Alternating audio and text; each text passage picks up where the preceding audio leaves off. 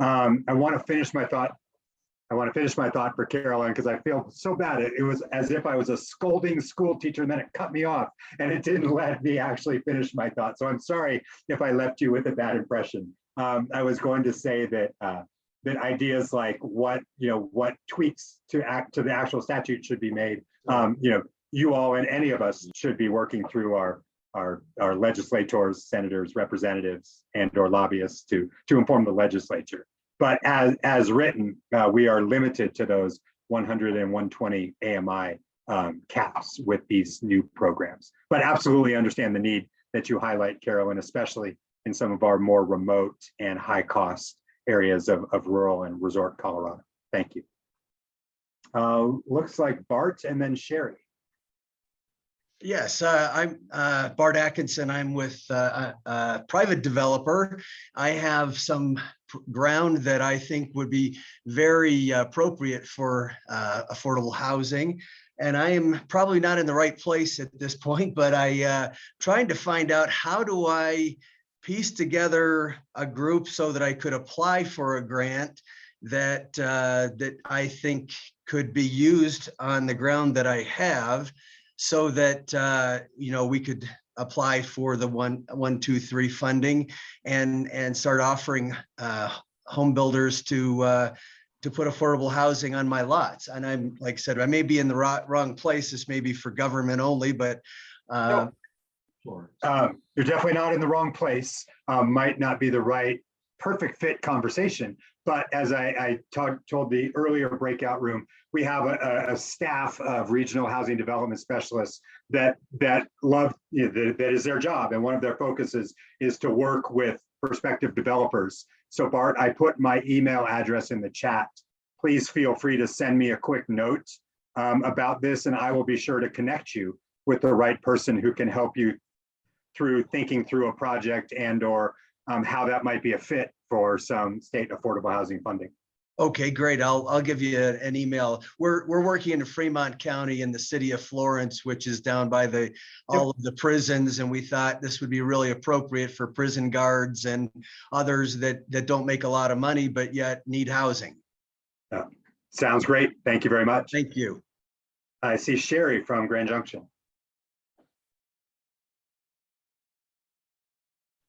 Good afternoon. I had to get myself unmuted. Howdy. So I actually have 3 questions and I hope they'll be quick. One is, as we look at the 3% commitment, how are units being defined, right? So are things like emergency or transitional or interim housing part of that definition or not? So that's question number 1.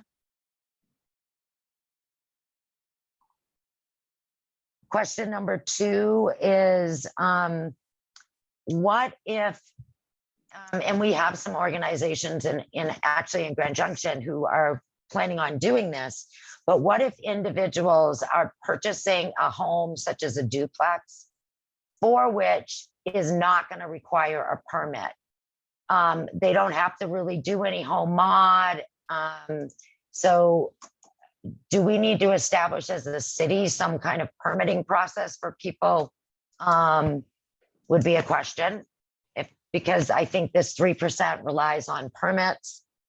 And last but not least is, how did DOLA really look at our natural occurring units? Some of that data is rather old, and a lot of our natural occurring units are not affordable anymore. Gotcha. So I put kind of our basic resource page in the chat. We have a group, I think Connor Everson might be in this breakout room with us.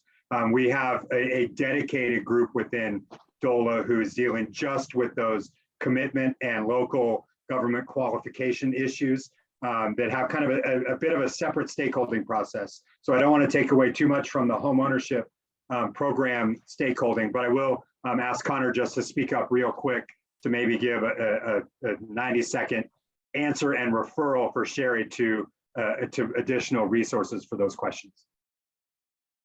Thanks, Andrew. That's exactly right. Definitely do take a look at that website because it goes through some frequently asked yet complex questions that you had, Sherry. For the remainder of my 60 seconds, when you're looking at the affordable housing baseline amounts for localities, the scope really is broader than you might initially think. So it is to include naturally affordable housing. It does include subsidized housing. It does include unsubsidized housing. What does matter the most is who it's affordable to, based on the renter stock at 60% AMI and homeownership stock at 100. So there's definitely a lot of flexibility for locality, Sherry. And folks could use their own data potentially if they really need to, but maybe that's not necessarily the case. We're going to be publishing an interactive tool for folks to develop their own baselines in the coming weeks, and we think that'll provide the flexibility to come up with something without needing to go through the extra effort of data collection and math. I'll throw my email in the chat here. And you can always hop over to the baseline room as well if you want to go into greater depth. Let me know in the chat if you'd like to be moved. I didn't know there was a baseline room. I think it's the local government one, rather. I think I misspoke. Okay. All right. Thanks, And then Scott. you're putting your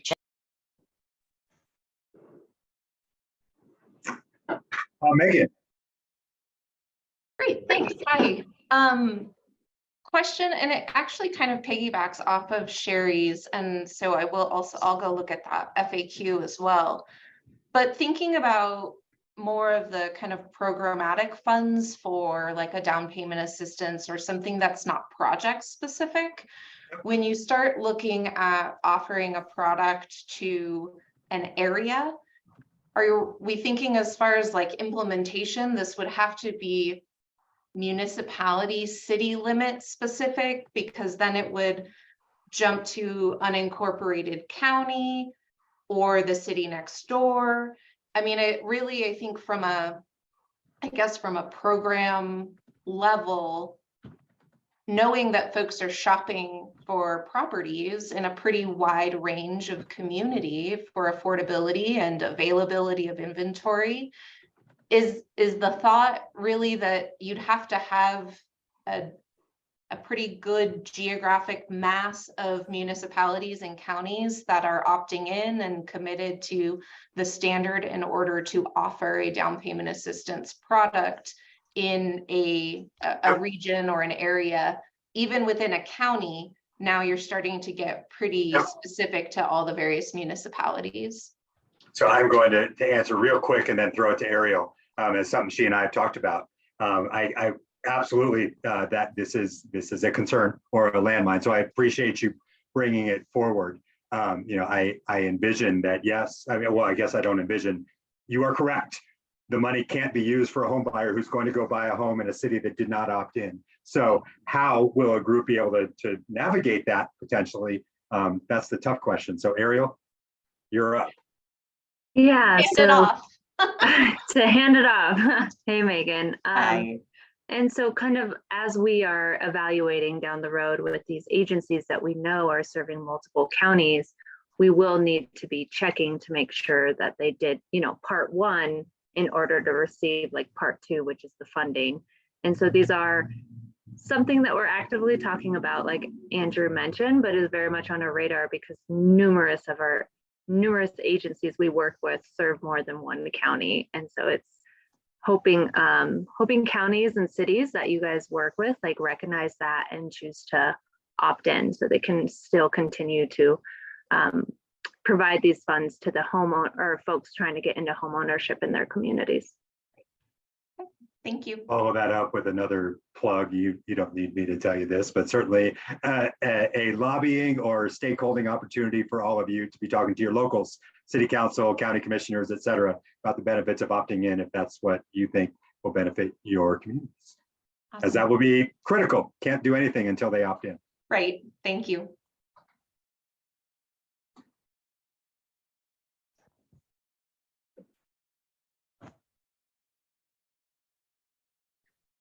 Any other questions? I'm curious about, I will throw a topic for discussion if there are any. What do people feel like the trade-off or is an appropriate kind of use covenant or period of affordability? You'll see in a lot of DOH statute, it talks about long-term affordability, ensure long-term affordability. Our traditional funding method is a 30-year use covenant that ensures property can stay affordable for 30 years. But when you're talking about home ownership, there's also some equity, literally and figuratively, or both literally, I guess, issues at play. You know, a homeowner is going out and taking a risk of buying a home. Are they limited in their resale price? I'm curious if you all have suggestions or programmatic requests with regard to period of affordability and how long does the subsidy benefit, an individual homeowner, subsequent purchasers, should it not? Love to hear any feedback on that.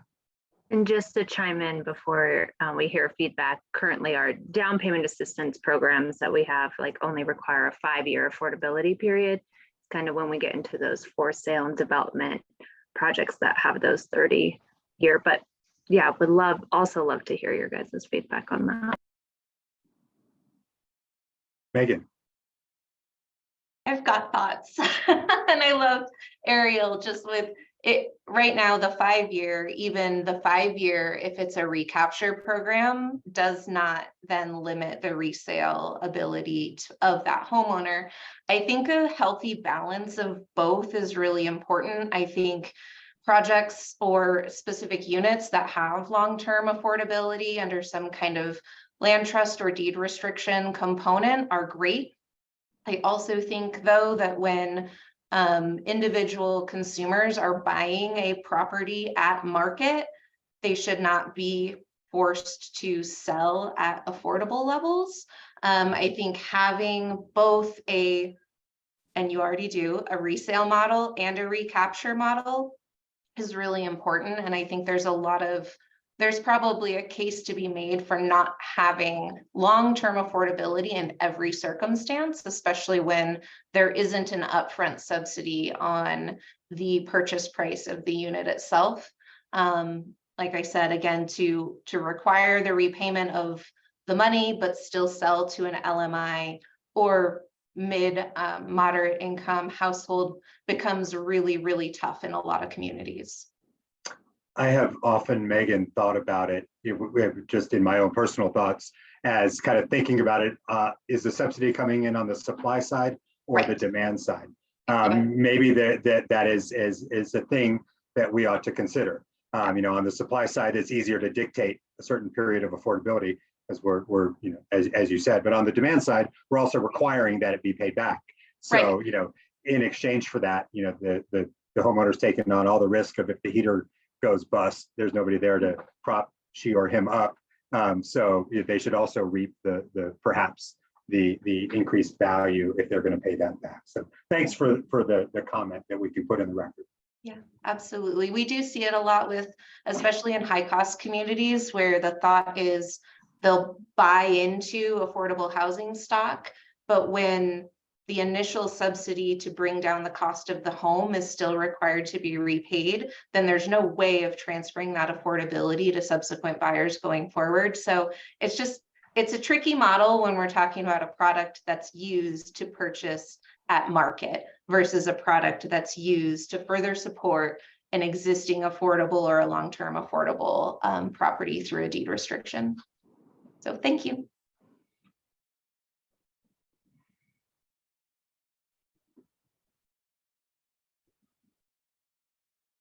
I see some things popping up in the chat. I haven't been as diligent about looking. Sorry about that.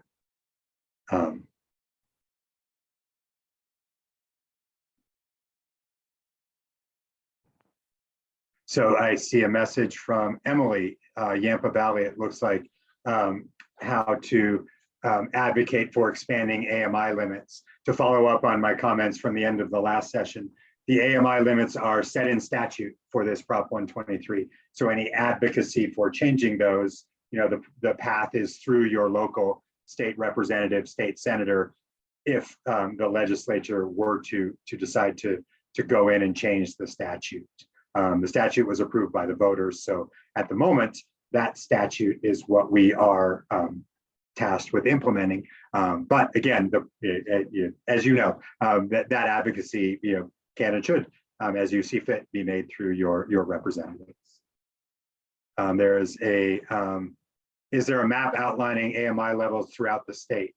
So I'm going to ask one of my other DOH coworkers if you wouldn't mind putting a link to our AMI chart for all the different counties that folks can refer to. So it looks like this is from a Florac, perhaps. This statute has, for us, homeownership, very simple AMIs. It's either 120% AMI that can be used for down payment assistance, or up to 100% for kind of the development of affordable housing opportunities. They don't change throughout the state in terms of what's eligible. If a person is curious about what the different average or area median income is in any given county, that's why I'm asking one of my coworkers if they could put that in the chat. You can kind of look at all the different counties and see what those are. And then Rand from Douglas County indicates that a deed of trust might be a better instrument than a deed restriction. And I will be sure to put that in the notes. Again, our current programs are either we're supplying a down payment assistance loan, let's call it, to a new home buyer, a low to moderate income home buyer. At that point, our current program, I'm looking at Ariel to correct me where I step incorrectly. We will have a deed of trust because it's a loan and we expect them to pay it back through one way or another. We will also have some sort of resale limitation so that for a certain period of time, I believe 5 years, that house will be owned, whether it's this person or another person, by a low to moderate income owner. Somebody brought up that maybe we ought to rethink that, and that's fair. That's what we're asking for, all of these ideas. But we will absolutely be using a deed of trust to secure the loan that we're making. If we happen to make subsidy for the development of affordable homeownership opportunities, those we intend to last longer than, say, 5 years. And so we will want to ensure that those units are occupied by LMI individuals for the long term. And that's where an underlining use covenant or deed restriction may come into play. Cite Carolyn, and then I'll get to one more chat. Yes, does your website have a place where we can go and look and see which cities and counties have opted in? At this point, I don't believe that we have had any that have officially or formally opted in. It is still, as you can see from today, the information gathering stage. But the first site I put in the chat, which is the banner on our Division of Housing website, is a link to the Prop 123 commitments and opt-in resource page. That is where that information will live. So certainly I would encourage you also to sign up for the newsletter, as that will give e-blasts when maybe those lists are published. Great. So we can then take that and go to our county commissioners, city councils, and really push for them to get on board. If you see fit. For sure, that is what the resource is for. It is for folks to take it and use it as will benefit, as they need to. So I can appreciate that comment. I know we have like 2 minutes left, but there's one chat from Emily that says, I'd love to hear more about the mobile home park acquisition fund that may be subsidized by Prop 123. So I would love to give that more than a minute and 20 seconds, Emily. So please do come back, but I will start. We envision being able to use these funds to help owners be able to purchase their parks if they come up for sale in the form of grants and low interest loans, very similar to what our current gap funding programs already do.